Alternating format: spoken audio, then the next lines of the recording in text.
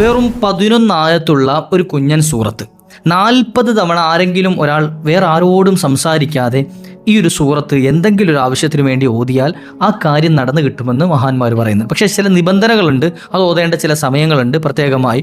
അതെങ്ങനെയാണ് ഓതേണ്ടത് എന്നും ഏതാണ് ആ സൂറത്ത് എന്നും ആ സൂറത്ത് ഓതിയാൽ കിട്ടുന്ന മറ്റ് ചില വലിയ നേട്ടങ്ങൾ, അല്ലാഹു സുബ്ഹാനഹു വ തആല നൽകുന്ന വമ്പൻ നേട്ടങ്ങൾ കൂടി ഇന്നത്തെ വീഡിയോയിൽ നമുക്കൊന്ന് കേൾക്കാം. വീഡിയോ മുഴുവനായി കേൾക്കുക, മറ്റുള്ളവരിലേക്ക് എത്തിച്ചു കൊടുക്കുക.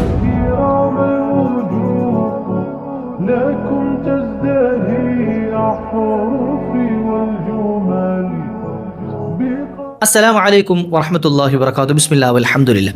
أعوذ بكلمات الله التامات من كل شيطان وهامة ومن كل عين لامة. അള്ളാഹു നമ്മെ സ്വീകരിക്കട്ടെ.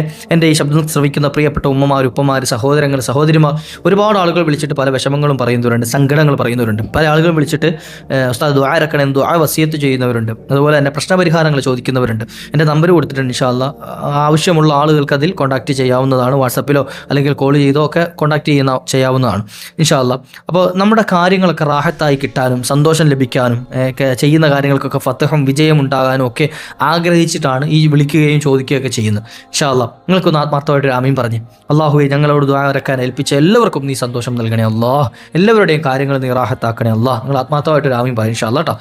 ഇന്നത്തെ വീഡിയോ ഞാൻ പറഞ്ഞുതരാം. ഇന്നത്തെ ക്ലാസ്സിൽ ഒരു 11 ആയത്തുള്ള കുഞ്ഞൻ സൂറത്തിനെ പറ്റിയാണ് നമ്മൾ പറയുന്നത്. 11 ആയത്തേ ഉള്ളൂ. നമുക്കൊക്കെ ഓതാൻ അറിയുന്ന, എപ്പോഴും ഓതി കേട്ട് പരിചയമുള്ളൊരു സൂറത്തായിരിക്കും. സൂറത്താന്ന് പറഞ്ഞിട്ടെ, വദ്ദുഹ സൂറത്ത്, സൂറത്തു ദുഹ. നബി സല്ലല്ലാഹു അലൈഹി വസല്ലം തങ്ങൾക്ക് ഒരുപാട് സാന്ത്വനത്തിൻ്റെ വാക്കുകൾ പറഞ്ഞൊരു സൂറത്താണ് സൂറത്തു ദുഹ. നമുക്ക് ആദ്യം അതൊന്ന് ഓതിയാലോ. ഓതിയിട്ട് ഞാൻ അത് എങ്ങനെയാണ് ഈ നമ്മുടെ കാര്യസാധ്യത്തിന് വേണ്ടി, അതായത് നമ്മുടെ ആവശ്യം, നമ്മുടെ ഹാജത്ത് അത് നിറവേറ്റി കിട്ടാൻ എങ്ങനെയാണ് സൂറത്തു ദുഹ ഓതേണ്ടതെന്ന് പറഞ്ഞുതരാം. أعوذ بالله من الشيطان الرجيم. بسم الله الرحمن الرحيم.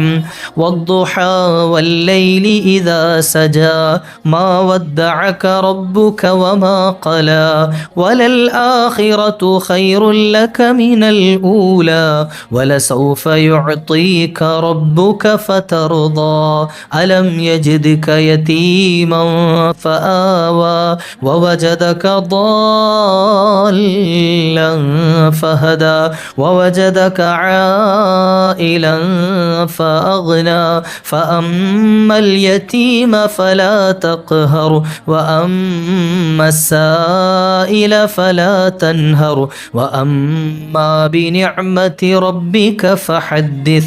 صدق الله العظيم. الله ഖുർആനെ നെഞ്ചോട് ചേർക്കാനുള്ള ഭാഗ്യം അല്ലാഹു നമുക്ക് നൽകട്ടെ. സൂറത്തു ദുഹ ആരെങ്കിലും ഒരാൾ അവരുടെ ആവശ്യ പൂർത്തീകരണത്തിന് വേണ്ടി ഉപയോഗപ്പെടുത്തുന്നുണ്ട് എങ്കിൽ ഇഖ്റഅഹ, ഈ സൂറത്തിനെ പാരായണം ചെയ്യണം. എത്ര തവണ? 40 മറത്തൻ, 40 തവണ. 40 തവണ എന്ത് ചെയ്യണം? ഇത് ഓതണം. പക്ഷേ വേറെ ഒരാളോടും ഒരു അനാവശ്യ സംസാരം, അതായത് മറ്റൊരാളോടും ഈ ഖുർആൻ അല്ലാത്ത മറ്റൊരു സംസാരവും ഇല്ലാതെ ഈ 40 വട്ടം ഓതുന്നതിനിടയിൽ ഒരാളോടും എന്ത് ചെയ്യാൻ പാടില്ല? ഒരു കലാമ് പോലും സംസാരിക്കാൻ പാടില്ല, ഒരൊറ്റ വാക്ക് പോലും മിണ്ടാൻ പാടില്ല. ഒന്നാമത്തേതിൽ തുടങ്ങിയാൽ പിന്നെ നിർത്തേണ്ടത് 40-ലായിരിക്കണം. ഇങ്ങനെ എന്ത് ചെയ്യണം? 40 തവണ കണ്ടിന്യൂ ആയിട്ട്. അതായത് എൻ്റെ നിബന്ധനയിൽപ്പെട്ടതാണെന്ത്? ആരോടും സംസാരിക്കാതെ ഓതണം. ഇനി അതുപോലെ തന്നെ ഫീ ലൈലത്തിൻ മുബാറക, ഏതെങ്കിലും ബറക്കത്തുള്ള ദിവസത്തെ തിരഞ്ഞെടുക്കാം, ഏതെങ്കിലും ബറക്കത്തുള്ള രാത്രിയെ തിരഞ്ഞെടുക്കുക. അതായത് ഉദാഹരണം വെള്ളിയാഴ്ച രാവ് പോലെ, വെള്ളിയാഴ്ചയുടെ രാത്രി പോലെ.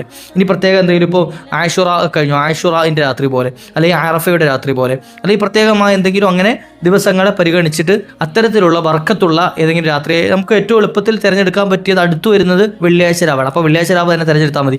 വെള്ളിയാഴ്ച രാവ് പോലെയുള്ള ബറക്കത്തുള്ള ഏതെങ്കിലും രാത്രികളെ തിരഞ്ഞെടുത്തിട്ട് എന്ത് ചെയ്യാം? ആ രാത്രി ഇത് ഓതാൻ ശ്രമിക്കുക. എന്നിട്ടോ അള്ളാഹുവിനോട് ദുആ ചെയ്യുക, അള്ളാഹു എൻ്റെ ഇന്ന ആവശ്യം നീ പൂർത്തീകരിച്ച് നൽകണേ അല്ലാ എന്ന്.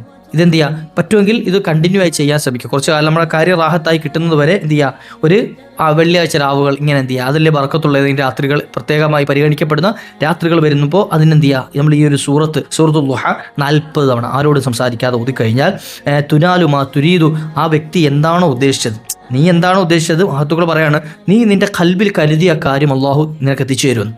എന്താണോ ഉദ്ദേശിച്ചത്, ഇപ്പോൾ ജോലിയുടെ വിഷയമാകട്ടെ, വിവാഹത്തിൻ്റെ വിഷയമാകട്ടെ, സമ്പത്തിൻ്റെ കടബാധ്യതയുടെ വിഷയമാകട്ടെ, എന്തു ആയിക്കോട്ടെ, അത് റബ്ബ് സുബ്ഹാനഹു വ തആല നമുക്ക് അവിടെ എത്തിച്ചു തരുമെന്ന.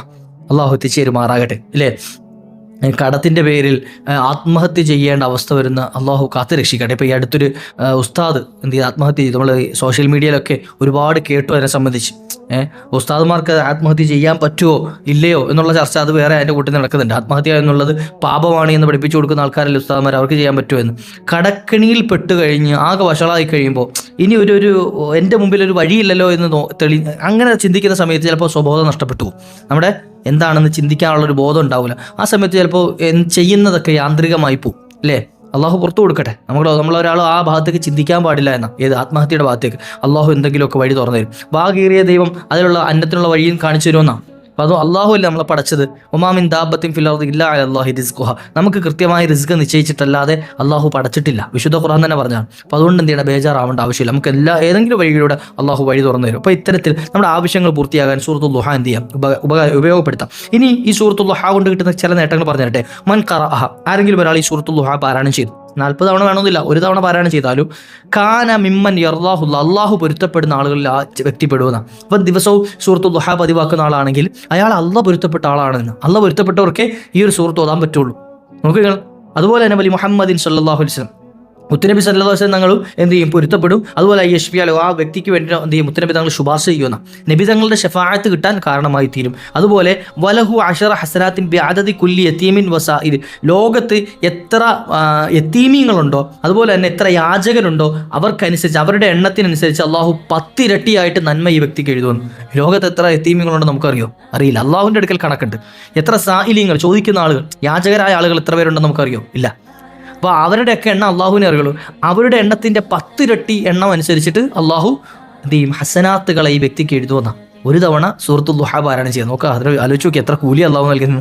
അള്ളാഹു പതിവാക്കാനുള്ള ഭാഗ്യം നൽകുമാറായിട്ട്. ഇത്തരത്തിൽ ഒരുപാട് നന്മകൾ ലഭിക്കുന്ന മഹത്തായ ഒരു കുഞ്ഞൻ സൂറത്താണ്. നബിതങ്ങൾക്ക് സാന്ത്വനം നൽകിയ ഒരു സൂറത്തല്ലേ.